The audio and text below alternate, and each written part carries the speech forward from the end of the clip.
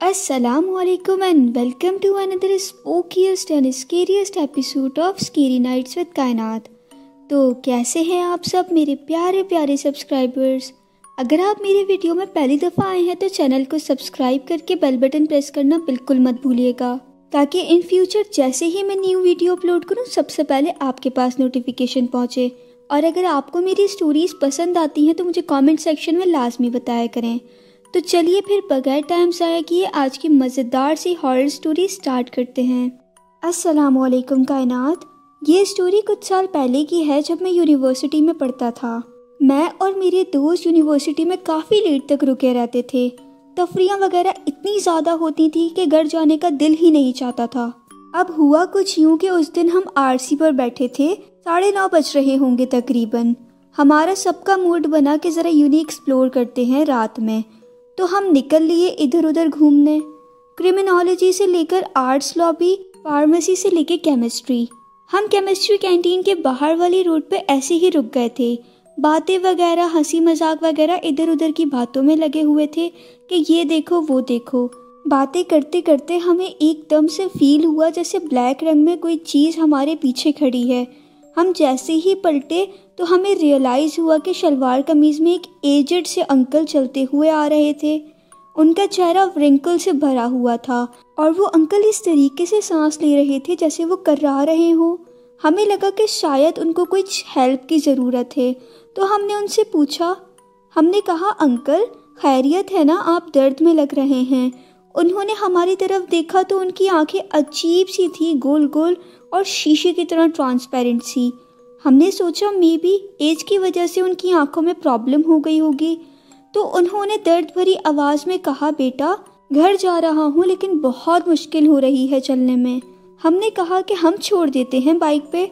Bike का कहा तो उन्होंने फ़ौरन से बोला, नहीं नहीं मैं ऐसी चीज़ों पर नहीं बैठता। हमें थोड़ा सा अजीब लगा।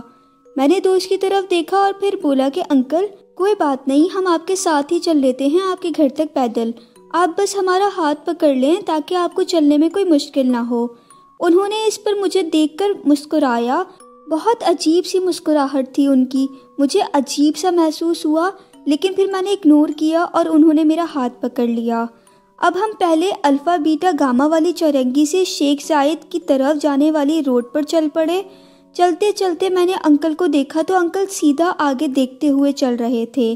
उनका हाथ बर्फ़ से ज़्यादा ठंडा और उनकी सांस लेने का अंदाज ऐसा था कि नाक से सीटी बज रही थी।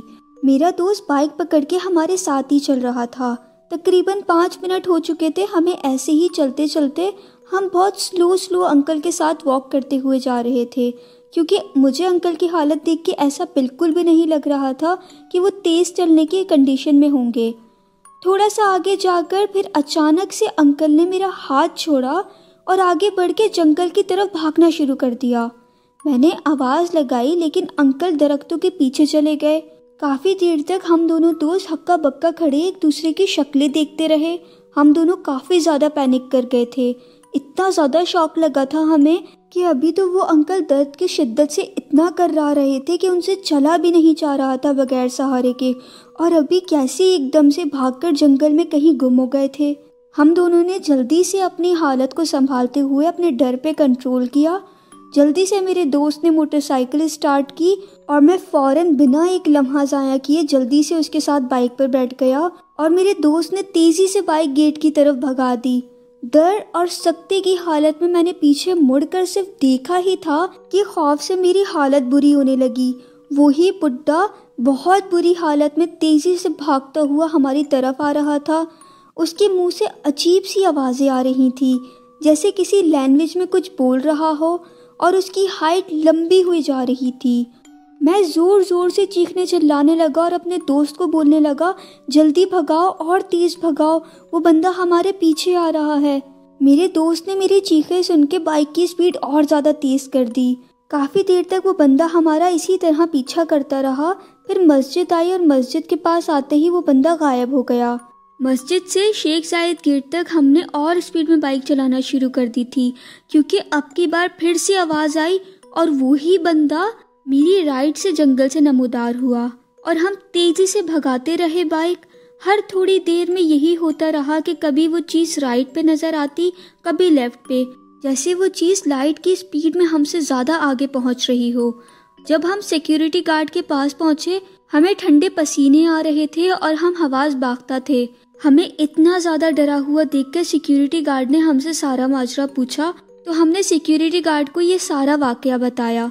तो वो सुनते ही हंसने लगा और कहने लगा कि ये सारी चीज़ें यहाँ पर आम है, रोज़ाना यहाँ पे कितने ही ऐसे वाकयात होते हैं। आपसे किसने कहा था कि आप यहाँ पे लेट इतना देर तक रुको? शुक्र करो उस चीज़ ने तुम्हें ज़्यादा नुकसान नहीं पहुँचाया। चलो अब तुम दोनों घर जाओ और आइंदा के बाद यूनिवर्सिटी में इतना लेट तक कभी नहीं रुकना। सिक्योरिटी गार्ड की बात सुनकर हम फौरन अपने घर भागे। घर आने के बाद 1 हफ्ते तक हम खौफ की वजह से बीमार रहे। ठीक होने के बाद यूनिवर्सिटी देर तक रुकना तो बहुत दूर की बात है, हम लोग यूनिवर्सिटी गए ही नहीं।